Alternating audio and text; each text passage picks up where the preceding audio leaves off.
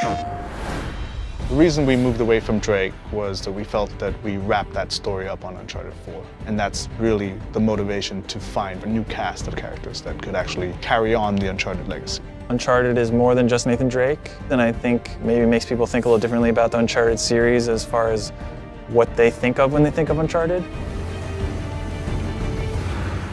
We started trying to keep it short. We started trying to keep it contained. But like all Naughty Dog games, you know, it's story-driven and we need the time to tell the story accurately. We needed to go into the past, dig a little deeper than, you know, the surface, and it just blew up. We started expanding to get character arcs developed, and before we knew it, it's a full game.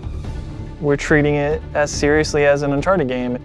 The game could stand on its own as an entry in the series. It's going to be the sum of Uncharted's in terms of gameplay experience with some of our beloved characters, some of the most fan-favored characters.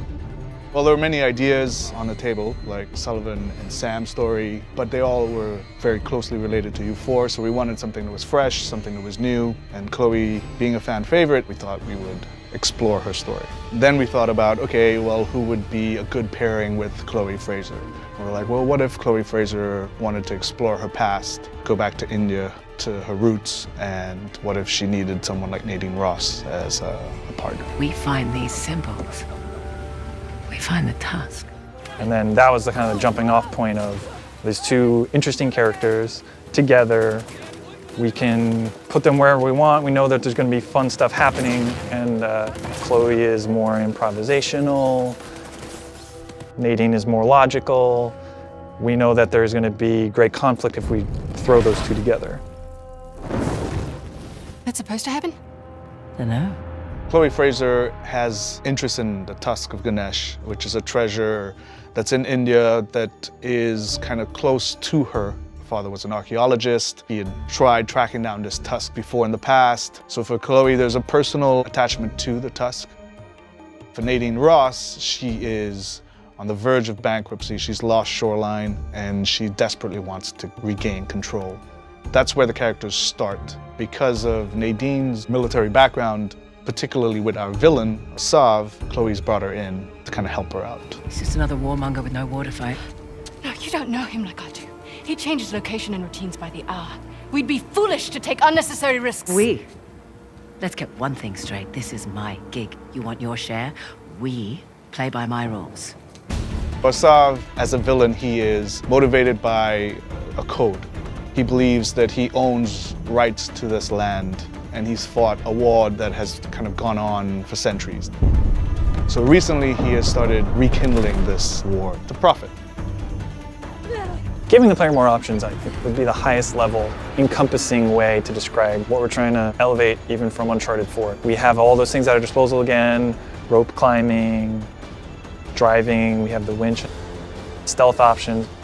We have lockpicking now, so we have crates of things that you can find certain weapons or treasures in.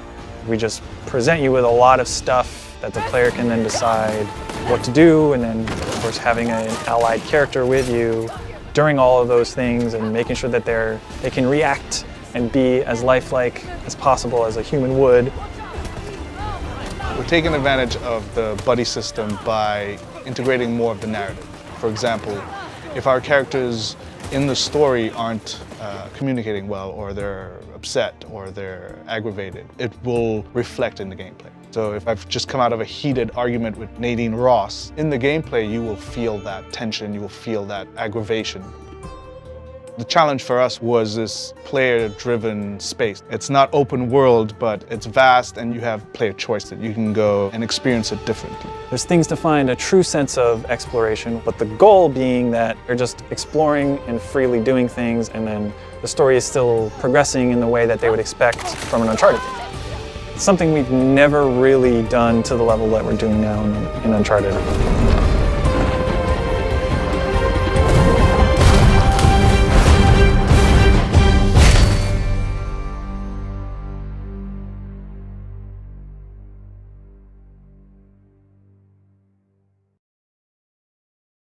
PlayStation